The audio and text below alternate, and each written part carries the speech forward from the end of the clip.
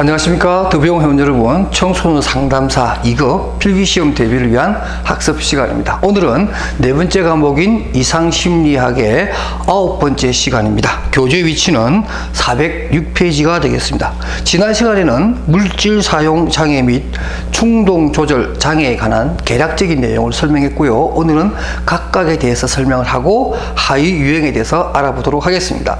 먼저 교재 406페이지 아랫단에 보게 되면 물질 관련 중독 장애의 유형에 대해서 설명을 합니다. 일반적으로 물질 관련 장애는 사용 장애와 유도성 장애가 있습니다.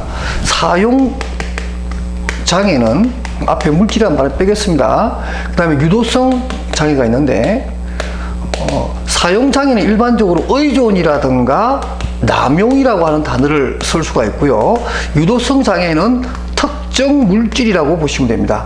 이렇게 여러분들 일단은 키워드를 준비하시고, 사용장애는 일반적으로 의존이라고 하는 것과 그 다음에 남용이 되는데, 의존의 경우는 또 우리가 일반적으로 뭐죠? 바로 금단 현상이라고 하는 것도 동반된다. 이렇게 개념을 잡으시면 사용장애와 유도성 장애를 구분이 가능하고요. 유도성 장애는 일반 특정 물질을 과도하게 사용한다는 거죠. 말 그대로 그러니까 특정 물질이라는 게 우리가 예를 들면 이런 거죠. 제가 직접 보지는 못했지만 우리가 왜 TV 같은 데 프로 보면 특이한 사람들이 등장합니다. 예를 들면 콜라 같은 이런 물질을 밥 먹을 때도 콜라에 밥 말아 먹고 뭘 해도 콜라고, 그러니까 콜라를 무슨 만병통치약 비슷하게 이렇게 생각을 해서 모든 어떤 음식에다 집어 먹는다든가 같이 병행해서 섭취를 하는 이런 경우가 있습니다. 바로 이런 것이 어떤 유도성 장애라고 할 수 있겠죠. 그러나 물론 그러한 것이 일반적으로 살아가는데 크게 지장이 없으면 괜찮지만은, 그러나 이러한 유도성의 물질에 대해서 어떤 집착을 한다거나 강박정정세를 보일 뿐만 아니라 여러 가지 부정적 심리적 증상으로 나타나게 되는 경우에는 여기서 말하는 물질 유도성 장애다, 이렇게 우리가 설명할 수가 있습니다. 그 다음에 우리가 일반적으로 의존이라고 하는 이거에 대해서 가장 많이 등장하는 것이 바로 여러분 잘 알고 있는 알코올 중독입니다. 알코올 중독 내지는 알코올 의존이라고 하는 이런 거죠. 대표적으로 알코올이 금단 현상이 일어나는 그러한 물질이라고 하는 거 알 수 있겠죠. 그래서 여러분 407페이지 가운데 보면 젤리넥이라고 하는 사람이 알코올 의존 4단계라고 해서 밑에 네모칸 밑에도 같이 이제 연결해서 설명을 해놨는데요. 일반적으로 젤리넥이 말하는 알코올 의존성, 다시 말해서 물질 사용 장애의 진단에 대한 내용을 살펴보면 이렇게 얘기를 합니다. 잦은 음주로 내성이 생기고 섭취량과 마시는 빈도가 늘어나면서 술에 의존하는 현상.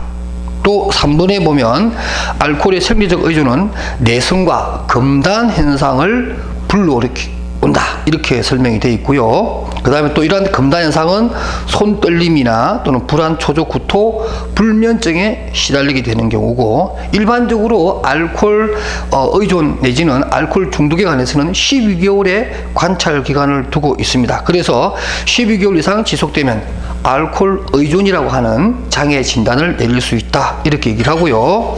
계속해서 젤리넥이라는 분은 이 알코올에 대한 의존을 4단계로 구분했습니다. 첫 번째 단계는 전 알코올 정상 단계라고 해서 일반적으로는 사교적 목적이나 즐기는 단계에서 가볍게 출발하면서 대인관계를 원활하게 풀기 위한 긍정적 효과의 어떤 내용을 담게 됩니다. 크게 문제가 되지는 않습니다. 그러다가 전조 단계에 들어가게 되면 음주량과 횟수, 빈도가 증가하면서 또 가끔씩 필름이 끊기는 상황이 벌어지죠. 그러니까 음주 도중에 기억을 약간 잃어버린다든가. 그다음 결정적 단계입니다. 상당히 이제 좀 심각해지는 단계인데, 이때는 이제 술을 수시로 마시고 빈번한 과음으로 여러 가지 부적절한 문제를 일으키기도 하고 시비가 일어나기도 하고 가벼운 일탈 행위가 일어나는 이러한 단계를 말합니다. 그다음 이제 만성 단계죠. 그야말로 술을 마시지 않으면 금단 현상이 일어나는 그런 겁니다. 그래서 알코올에 대한 내성이 일어남으로 해서 잘 취하지도 않고 이제는 굉장히 이제 우리가 보통 주량이 늘어났다, 이렇게 할 수도 있겠고요.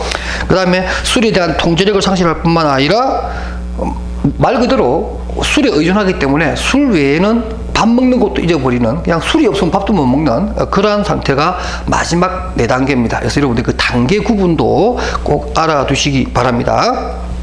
그다음 408페이지 가게 되면 이제 일반적으로 우리가 의존 내지는 검단 현상이 일어나는 여러 가지 물질에 대해서 제가 설명을 해놨습니다. 대표적인 것들이 아편이라고 하는 것이 있고요. 우리 양귀비 꽃에서 이렇게 추출하는 물질이죠. 그다음 아편류, 일반적으로 우리가 뭐 헤로인, 메사돈, 뭐 코데인 이런 것들이 등장하게 되어 있고요. 모르핀도 마찬가지입니다. 우리가 일반적으로 뭐 몰핀 같은 경우에 야전 전쟁 중에 수술할 때 몰핀 주사 주지만 사실 그건 마약에 가까운 거거든요. 그러니까 어떤 그 신경계통에 마비를 줘서 고통을 있게 하는 그러한 것이고요. 그 다음에 뭐 우리가 가끔 신문지상에서 일부 뭐 연예인들이나 이런 분들의 어떤 마약류 사건에 보면 많이 등장하는 엑스타시라고 하는, 우리 한국에서는 뭐 도리도리 이렇게도 얘기를 하는데 몰랐던 것을 언론이 가르쳐 주는 경우도 있습니다. 미국에서 아담 또는 엑스타시라고 불려주는 그 MDMA라고 하는 이러한 마약류 이런 것들이 일반적으로 의존성, 다시 말해서 물질 사용 장애의 원인들이 되는 물질이다, 이렇게 보시면 되겠습니다. 그 다음에 408페이지에는 또 우리 알코올 중독과 관련해서 그 또 유명한 내용이 하나 있죠. 증후군으로서 코르사코프 증후군입니다. 교재 408페이지 아랫단에 보겠습니다.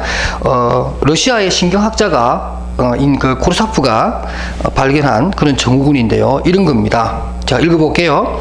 지속적인 알코올 섭취는 중추신경계를 손상시켜 주의력, 기억력, 그리고 판단력 등의 인지 기능을 손상시킵니다. 이러한 것에 대해서 코르사프 증후군이라고 하고 되고요.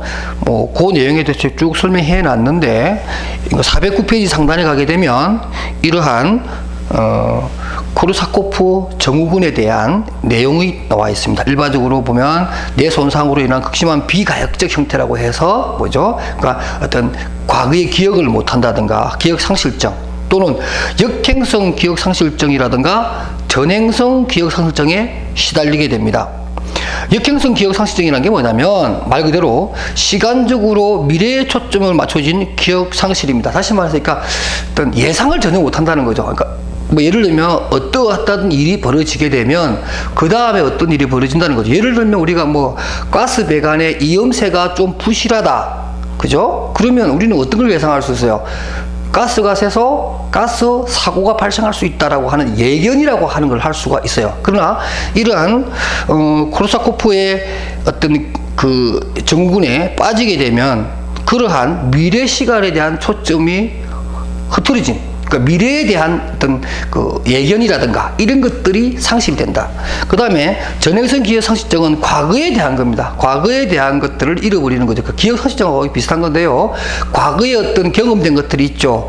그것을 끄집어내어서 미래를 대비하거나 현재를 대비해야 되는데 그러한 연결점을 찾지 못하는 그러한 장애가 된다, 이런 얘기가 되겠고요. 그 다음에 착화증입니다. 우리가 뭐 알코올 4단계 설명할 때 중간에 필름이 끊긴다고 제가 말씀을 드렸는데 그 본인이 취중에 생각나는 것들을 얘기하다가 중간에 생각이 나지 않는 것들은 건너뛰고 얘기하는 것이 아니라 거기에 대한 적당한 이런 말을 막 꾸며내는 거죠. 말을 꾸며내어서 정말 그렇게 있는 것처럼 함으로 해서 실제 사건과 단편적으로 이렇게 짜 맞추는 이러한 정세를 보이고요. 그 다음에 탈정향화입니다. 그러니까 우리가 보통 오리엔테이션, 방향성 같은 거죠. 방향성을 잃어버릴 뿐만 아니라 다른 시간, 다른 장소, 뭐 이런 것들을 지금 여기를 가져온다든가 또는 자기가 실제 있지도 않는 것을 있는 것처럼 믿고 또 거기에 따라서 행동을 하는 이러한 여러 가지 증상들이 보입니다. 이렇게 알코올 중독과 관련한 부분은 사용 장애에 해당된다, 이렇게 정리하시면 우리가 물질 장애에 대한 내용은 이제 어느 정도 정리가 된 겁니다. 다음에 우리가 볼 것은 이제 도박 장애입니다. 도박 장애. 좀 묘하게도 왜 이렇게 물질 관련 및 중독 장애라고 되어 있으니까, 그러니까 DSM의 16번째 항목에 보면 물질 관련 장애, 그러니까 물질에 중독되는 경우와 일반적으로 행위에 대한 중독 두 가지로 보는데요. 행위에 대한 중독으로 가장 대표적인 것이 바로 이 도박에 대한 장애를 설명해 두었습니다. 물질과 도박이 좀 다르긴 한데 특히 처음에서도 이 분류표를 봤을 때 이거 조금 이렇게 좀 어울리지 않는 조합이다라고 생각했지만 뭐죠? 중독이라고 하는 이 단어에 의해서 도박도 중독에 의한 장애일 것이고 물질도 주로 중독에 의한 장애라고 봤을 때 뭐 그렇게 완전히 어울리지 않는 조합은 아니다 이렇게 생각을 합니다. 그래서 일단은 두 번째 장애로서 중독 장애로서 도박 장애를 얘기합니다. 도박 장애 너무나 잘 알고 있는 내용이죠. 말 그대로 노름이나 도박을 하고 싶은 충동으로 반복적인 도박을 하게 되는 정신 장애를 얘기한다 이렇게 되어 있는데 여기에 대해서는 우리가 각 상담 이론에 따른 입장을 한번 살펴볼 필요가 있습니다. 먼저 정신분석적 입장에서는 공격적이거나 성적 에너지, 그러니까 리비도와 같은 이러한 에너지가 방출되려는 욕구가 무의식으로 대치된다. 치환 같은 경우죠. 우리 일반적으로 자아방어기제에서 쓰이는 대치 치환의 개념입니다. 그러니까 어떤 성적 충동 에너지라든가 공격적 성향의 어떤 욕구가 그대로 하게 되면 범죄 행위가 되니까, 물론 도박도 범죄 행위이긴 하지만 도박이라고 하는 이러한 내용으로 치환되어서 나타나는 것이 이러한 도박 중독이다 이렇게 설명을 하고요. 그 다음 학습이론, 일반적으로 행동과학주의 상담 이론에서는 모방학습의 결과다 이렇게 설명을 합니다. 그래서 다른 사람이 그러니까 뭐 하투 같은 걸, 도박 같은 것을 하는 것을 보고서 배울 뿐만 아니라 어떤 사람이 그 돈을 따게 되죠. 그리고 또 본인도 좀 하다 보니까 돈을 약간 따게 돼요. 그러면 이것이 강화가 되어서, 말 그대로 강화가 되어서 더더욱더 심하게 지속적으로 도박 행위를 하게 되는 그런 중독 증세를 보인다 이렇게 설명했고요. 그 다음에 인지적 입장에서 보면은 결국엔 이것은 인지니까 사고 체계 내지는 신념 같은 거죠. 나는 만약에 도박을 하게 되면, 나는 이 하토를 하게 되면 나는 반드시 딸 것이다 라고 하는 잘못된 자기 확신이라든가 여러 가지 어떤 낙관적 성향 때문에 도박을 통해서 일확천금을 벌 수 있다라고 하는 하나의 사고, 잘못된 어떤 사고 체계로 강화되어서 이러한 중독 증세를 보인다 이렇게 설명을 하기도 합니다. 그래서 일단은 뭐 도박 장애에 대한 기본적인 제가 설명해 드렸는데, 또 시험과 관련해서 좀 잘 나오는 게 409페이지 아랫단에 나오는 내용들이라 제가 조금 더 보강을 했습니다. 예를 들면 이런 것들이에요. 뭐냐면 일단 도박의 중독에 빠지는, 제가 따로 도박 중독이라 할까요? 도박 중독에 빠지는 원인들은 사실은 사교적으로 내가 간단한 도박을 한다든가 또는 금전적인 이익을 편취하기 위해서 도박을 하는 것이나, 시작은 똑같다라는 거죠. 시작은 거의 다 가벼운 마음으로 시작한다 이렇게 보시면 되고요. 또 도박 중독과 관련해서 재밌는 것이 뭐냐면 여성의 경우입니다. 여성의 경우는 주로 어릴 때나 젊을 때는 하지 않고 노년기에 들어가서, 노년기나 중장년기 이후로는 여성들이 도박 중독에 빠질 확률이 굉장히 높다라는 것도 매우 흥미있는 그런 결과들이 나오고 있고요. 일반적으로 남성들이 여성들에 비해서 도박 중독은 좀 더 이른 나이에 중독에 걸릴 확률이 높다 이런 것도 많은 보고서에서 보고가 됩니다. 그 다음에 일반적으로 도박 장애 내지는 도박 중독자들은 단순하게 뭐 어떤 금단 현상뿐만 아니라 도박으로 인해서 고혈압이라든가 소화성 궤양이라든가 편두통이라든가 뭐 이런 것들이 동반되는 경우가 굉장히 많고요. 또 일반적으로 정신적인 어떤 고통도 빠지게 됩니다. 그러니까 도박밖에 못하는 자기 자신에 대한 무기력증이라든가 또는 죄책감도 가지고 있고요. 근데 이러다가 내 인생이 이렇게 끝나는 거 아닐까 하는 우울감, 불안감도 사실은 가지고 있어요. 그럼에도 불구하고 중독이니까 거기서 빠져나오지 못하는 이러한 문제점을 우리는 도박 중독이라고 합니다. 자, 이렇게 해서 우리가 일반적으로 말했던 물질 장애와 또 중독, 도박 중독에 대한 두 가지 설명을 해드렸습니다. 다음에는 DSM 15번째에 편제가 되어 있는 파괴성 장애 충동 통제 장애와 품행 장애에 대해서 설명을 하도록 하겠습니다. 교재 위치는 411페이지입니다. 410페이지에 나와 있는 도벽광은 지금 제 2절에서 말하는 일반적인 품행 장애 하위에 속하기 때문에 앞에서 설명하고, 여기서 먼저 설명하고 다시 돌아와서 설명하도록 하겠습니다. 교재 편제가 조금 뒤틀렸네요. 죄송합니다. 400페이지, 11페이지 그 적대적 반항 장애에 대해서 설명하겠습니다. 일반적으로 우리가 파괴성 장애라고 하는 것들이 뭐 청소년 시기에 많이 일어나는 뭐 이유 없는 반항, 뭐 질풍노도의 시대에 보여주는 청소년들의 어떤 행동들하고 유사하게 이제 관찰이 되는 건데요. 일반적으로 적대적 반항 장애는 파괴성 장애라고 하는 것을 설명하는 아주 좋은 말이기도 하며, 진단적 특징으로 보면 이러한 적대적 반항 장애의 필수 정상으로는 권위적인 인물 또는 어떤 사회 권위 인물에 대해서 반복적인 거부하고 도전하고 불복종하고 반항하고 적대적 행위를 반복해서 하는데, 이것이 6개월 이상 지속되게 된다면 이것은 적대적 반항 장애로 볼 수가 있습니다. 그러한 어떤 도전적이고 불복종적인 어떤 행동에 몇 가지 구체적인 사안이 있는데, 총 8가지 내용 중에서 4가지 이상이 빈번하게 발생하게 되면 우리는 이러한 파괴성 장애 내지는 반항 장애로 진단할 수가 있습니다. 뭐 환역이라든가 어른들과 논쟁하기라든가, 또 7번 화내고 원망하기라든가, 8번 악의에 차 있거나 앙심을 품기, 이런 것들이 대표적인 반항적 장애의 한 정세다, 이렇게 보시면 되겠습니다.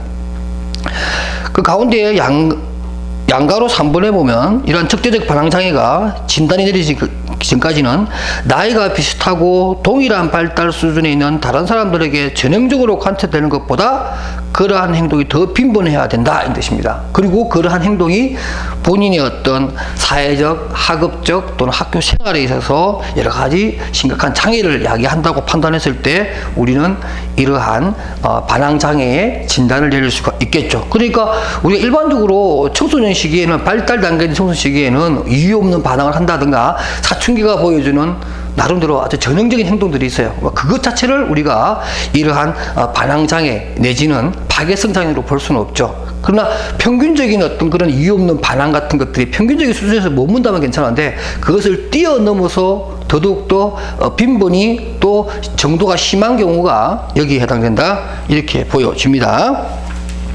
그 다음에 이러한 그 적대적 반항 장애 내지는 파괴성 장애의 특징을 보게 되면 일반적으로 다른 사람과 어떤 뭐 양보라든가 협상이라든가 타협 같은 것을 잘 하지 않고요.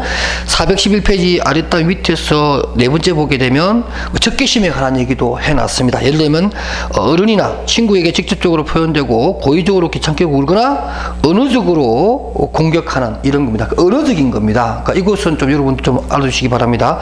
일반적으로 우리가 품행장애라든가 이러한 경우에는 극심한 신체적인 공격성을 나타내지는 않습니다. 그러니까 반항한다거나 저항한다거나 거부한다거나 하는 것들이 대부분 언어적인 행동으로 드러나는 것이지 신체적인 공격형으로는 잘 드러나지 않는다는 것도 이 장애의 특징이다. 꼭 알아두시기 바랍니다.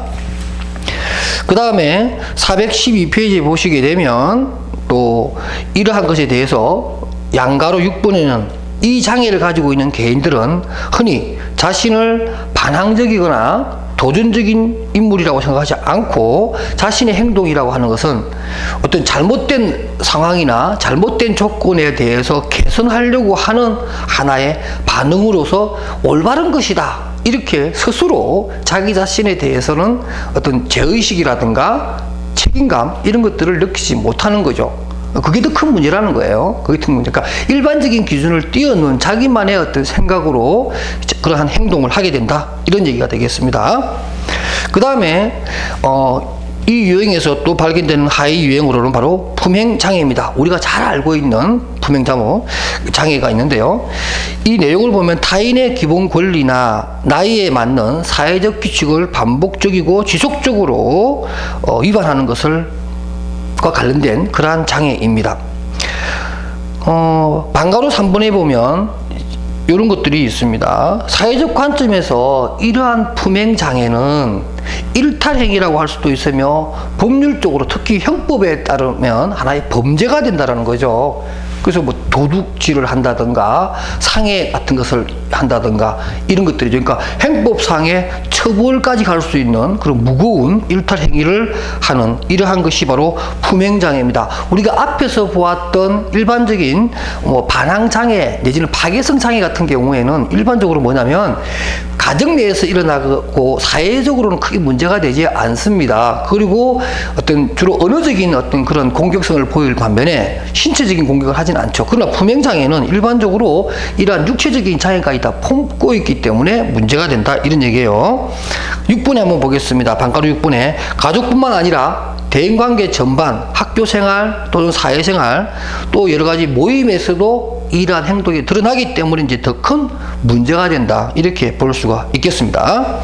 그 다음에 이러한 품행장애는 일반적으로 신체적인 부분이나 이런 부분에 대해서는 남아가 좀 더 강하죠. 폭력적인 신체를 사용한 폭력적인 성향은 남아의 경우, 남자의 경우에 더 일어나지만 여성의 경우에는 청소년 시기의 여성의 경우에는 성적 일탈로 나오니까 그러니까 여성들이 뭐 몸을 이렇게 막 사용하고 육체적으로 폭력을 사용하는 것보다는 이러한 성적 일탈로 나타나기도 합니다. 413페이지 오른쪽에는 제가 이러한 품행 장애에 대한 진단 기준에 대해서 몇 가지 설명해 놨습니다. 그래서 품행 장애를 의심할 수 있는 여러 가지 행동들이 있는데 예를 들면 뭐 이러한 항목이 6개월 이상 지속이 되어야 되는데요. 흔히 다른 사람을 괴롭히거나 위협하거나 협박을 하거나 육체적인 싸움을 한다는 거죠. 그러니까 언어적인 공격성만 있는 것이 아니라 육체적 공격성도 같이 병행되면서 사람에게 신체적으로 잔혹하게 또는 동물에게 신체적으로 잔혹하게 대하는 것이 있고 다른 사람에게 어떤 성적 행위를 강요하는 이런 것까지도 일어날 뿐만 아니라 형법상의 범죄로서 예를 들면 어떤 뭐 재산이나 재물을 손괴한다든가 파손하는 거죠. 그 다음에 또 사기 행위를 하는 것, 남을 기망해서 또는 도둑질을 하는 것 이런 것들이 다 포함되겠습니다. 뭐 심각한 규칙 위반이야 뭐 말할 것도 없죠. 물건을 훔치는 입장인데 간단한 뭐 도덕 기준이나 무슨 행정 어떤 뭐 조치라든가 아니면은 교통법규라든가 이런 것들은 뭐 그냥 수시로 위반할 뿐만 아니라 뭐 부모님에 의한 뭐 귀가 시간을 위배한다든가 이런 것들도 있고 가출 이런 것들도 외박 이런 것들도 뭐 전혀 어떤 죄책감이라든가 부모님에 대한 미안한 감 없이 일어나는 이러한 내용들을 우리는 품행장애의 진단 기준이 된다는 것이 되겠고요. 일반적으로 18세 이하의 문제가 됐지만 18세 이상의 경우에는 품행장애가 아니죠. 18세 이상은 일반 성인으로 우리가 보기 때문에 이것은 이미 형법상의 범죄 행위로 보게 되는 거죠. 품행장애가 아니고 범죄 행위로 판단하는 게 나을 것 같고요. 그러나 또 이게 어떤 뭐랄까요? 범죄 행위라고 하기 전에 심리적인 어떤 장애가 심하다 이랬을 때는 그게 나오는 것처럼 반사회성 인격 장애라고 해서 안티소시al 퍼스널리티 디스오더라고 하는 우리가 앞부분에서 배웠던 반사회성 인격 장애를 의심해 볼 필요는 있다는 거죠. 18세 이상인 경우에는. 그러니까 품행 장애는 18세 이하의 문제이다. 이렇게 여러분들이 보시면 되겠습니다. 자, 여기까지 해서 오늘 우리가 충동 조절 장애라고 해서 파괴성 장애와 충동 통제 장애 및 품행 장애의 하위 유형을 설명했고요. 마저 한 4가지 정도 남았는데 그거는 다음 시간에 설명을 하고 그 다음 챕터 8인 정신분열증, 조현증에 대한 설명도 다음 시간에 이어서 하겠습니다. 여러분 수고하셨고요. 제가 준비한 것은 오늘 여기까지입니다. 수고하셨습니다.